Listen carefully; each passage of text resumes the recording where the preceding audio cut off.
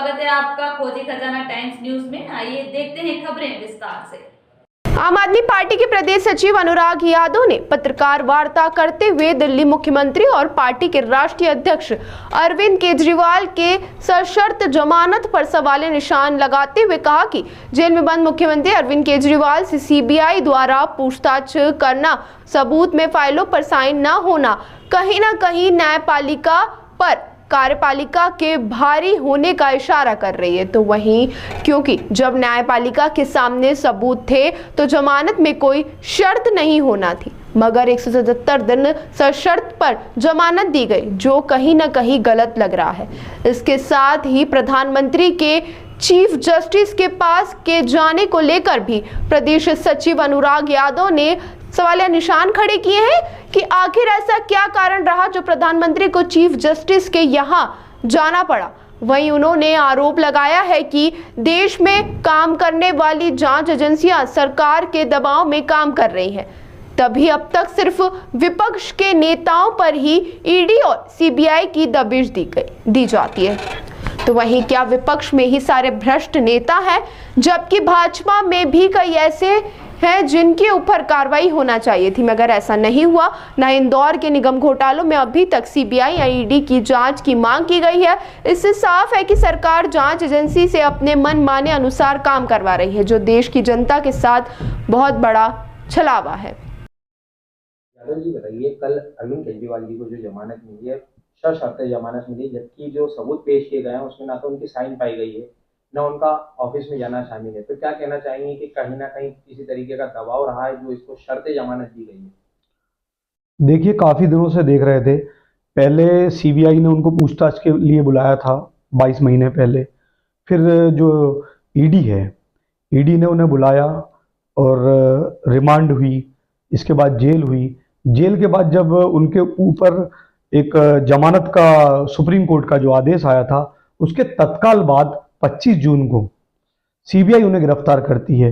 तो कहीं ना कहीं जो हमारे दो बेंचों की जो जज थे, उनने टिप्पणी भी की है कि जो सीबीआई जो एजेंसी है, पहले भी 11 साल पहले फटकार लगाई गई थी कि सीबीआई जो जांच एजेंसी है उस पर देश के लोगों को बहुत भरोसा है। जब कभी भी कोई दिक्कत होती है, जब लोकल पुलिस काम नहीं कर पाती, हम सीबीआई को बुलाते हैं। पर पॉलिटिकल मामलों में सीबीआई इतनी दब क्यों जाती है? उनको कहीं ना कहीं सरकार का दबाव रहता है और कहीं ना कोई लालच रहता है। उसके तहत 22 महीने बाद ही ऐसा क्यों हुआ कि गिरफ्तारी की गई? 22 महीने पहले भी आप लीगल गिरफ्तारी कर सकते थे। उसका एक जो भुजबल मुहैया उनने कहा है कि जो सीबीआई है वो तोते की तरह काम करती है। अभी तक ये देखा है कि कार्यपालिका के ऊपर होती न्यायपालिका, पर यहाँ पर कहीं ना कहीं न्यायपालिका दबी हुई दिख रही है कार्यपालिका के आगे। तो क्या कहना चाहेंगे इस केस को लेकर?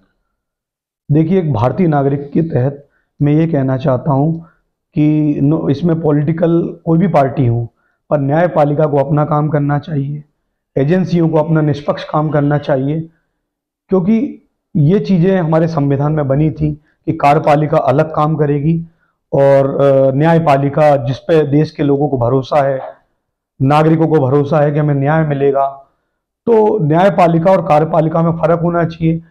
और हम जनता के लोग प्रधानमंत्री चुनते हैं, मुख्यमंत्री चुनते हैं, ये इसलिए कि अपना काम ईमानदारी से करें।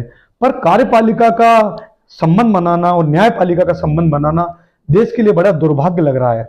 इसमें कई बुद्धिजीवियों ने चिंतन महसूस किया है कि कार्यपालिका और न्यायपालिका, मुख्यमंत्री और सुप्रीम कोर्ट के जज का संबंध क्यों घनिष्ठ बन रहा है? क्या हम संविधान को उधेड़ फेंकना चाहते हैं?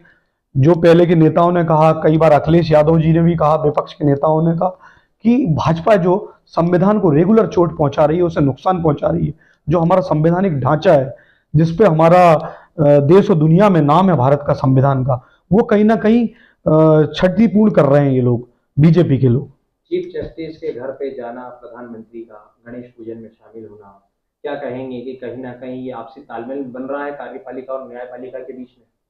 अगर मोदी जी अच्छे प्रधानमंत्री हैं, बीजेपी के अच्छे नेता हैं, तो कोई गरीब कार्यकर्ता के यहाँ गणेश पूजन में उनको जाना चाहिए था, ना कि चंद चूर्ण के दर।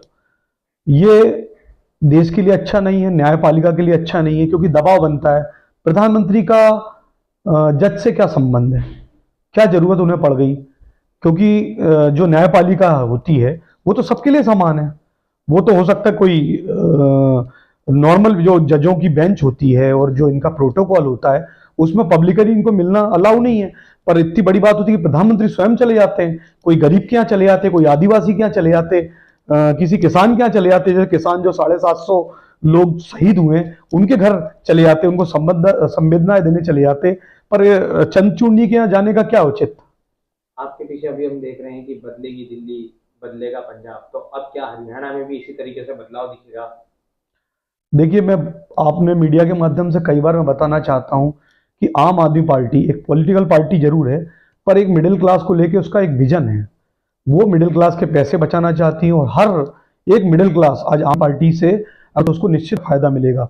जिस तरह से दिल्ली के लोगों को फायदा मिला है, पंजाब के लोगों को फायदा मिल रहा है, उस तरह से हरियाणा भी चाहेगा कि हमारे यहाँ भी इस तरह के फायदे अरविंद केजरीवाल के विचार और जो उनकी ईमानदारी है कट्टर, जिस तरह से वो उनका काम करने का तरीका है। आज देश में कई लोगों ने कॉपी करते हैं, लेकिन स्कूल और अस्पतालों में कॉपी कोई नहीं कर रहा है। हाँ, फ्री की रेवड़ी उनको देख के सब बांट रहे हैं, पर वो कमा के जो भ्रष्टाचार का जो पैसा जाता था वो बचा के गरीबों में बांटते हैं, ना कि एक अतिरिक्त दबाव जैसा जो मध्य प्रदेश में 3.5 लाख करोड़ का जो कर्जा दिया है लाडली लक्ष्मी योजना के लिए, वो इस तरह के काम नहीं करते हैं। वो पहले कमाते हैं फिर लोगों में बांटते हैं। ईडी और सीबीआई के जो भी छापे और कार्रवाई की जा रही है, तो क्या कहना चाहेंगे कि जीरो टॉलरेंस की कार्रवाई भ्रष्टाचार को लेकर मध्य प्रदेश में या भाजपा के नेताओं पर भी होना चाहिए? ये निश्चित ही संचय बना हुआ है कि सारे भ्रष्टाचारी क्या विपक्ष में ही हैं? जितनी भी सरकारें विपक्ष की हैं वही भ्रष्टाचारी हैं। बीजेपी के नेता इतने ईमानदारी से काम कर रहे हैं, 20 सालों से मध्य प्रदेश में काम कर रहे हैं, फिर भी हमारा प्रदेश कर्जे में क्यों जा रहा है? ये सोचने का विषय है। अभी नगर निगम का घोटाला है, उसमें कोई ईडी की कार्रवाई नहीं, कोई गिरफ्तारी नहीं, सीबीआई की कोई जांच नहीं, लोकल पुलिस की कोई जांच नहीं, कमिश्नर बैठे हुए हैं, महापौर हैं, लेकिन बीजेपी का कोई भी जब आता तो चुप्पी बड़े बड़े विश्लेषकों पे छप जाती है। बड़े बड़े जो हमारे चिंतन करते हैं देश के विषय में, वो भाजपा के विषय में कुछ नहीं कहते। ये सोचने का विषय है। और आपने जो एजेंसियों का कि सीबीआई सिंघम केवल विपक्ष के नेताओं के लिए क्यों बनती है, बीजेपी के नेताओं के लिए क्यों नहीं बनती है, ये एक सोचने का विषय है। कहीं ना कहीं एजेंसी भाजपा के दबाव में ही चल रही है, ऐसा मानना लगता है। निश्चित रूप से देश भी जान रहा है, जिसका परिणाम इतना सारा पैसा खर्च किया गया लोकसभा चुनाव में कि हम 400 पार जाएंगे। सारे चैनल, सारे जो लोग बोल रहे थे कि 405 निश्चित है, लेकिन कहीं ना कहीं लोगों को लगा कि संविधान जो बॉडी है वो खतरे में है। दूसरा, न्यायपालिका की भी जो हमने बात की वो खतरे में लगी, तो लोगों ने नीचे किया भी। अगर 10-20 सीटें अगर नीचे होती तो मुझे ऐसा लगता है कि भाजपा के कई नेता जेल में होते। आपका अनुराग यादव, प्रदेश सचिव, आम आदमी पार्टी।